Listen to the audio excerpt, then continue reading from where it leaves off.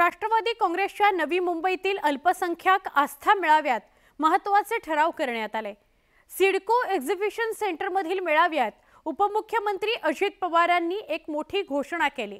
पाहुयात या संदर्भातला सविस्तर वृत्तांत। राष्ट्रवादी काँग्रेस पक्ष आणि घड्याळ चिन्ह मिळाल्यानंतरचा पहिला अल्पसंख्याक मेळावा पक्षानं आयोजित केला होता। या मेळाव्याला राज्यभरातून प्रतिसाद मिळाला। अल्पसंख्याक समाजाच्या गरजा, सरकारची नीती आणि सुविधांचा अभाव या मुद्द्यांवर मेळाव्यात चर्चा करण्यात आली।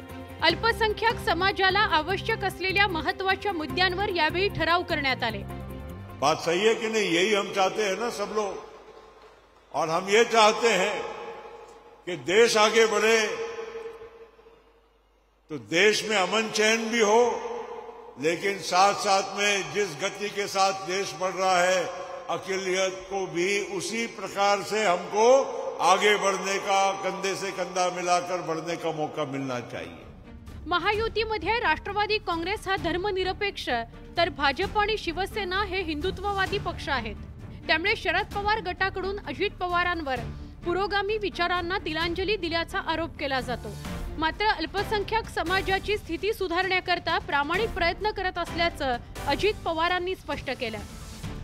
आज देखील जे ठराव इद्रिस नाईकवाडीने मांडलेत आणि त्याला बुरांनी अनुमोदन दिलंय, तुम्ही सगळ्यांनी हात वर करून पाठिंबा दिलाय।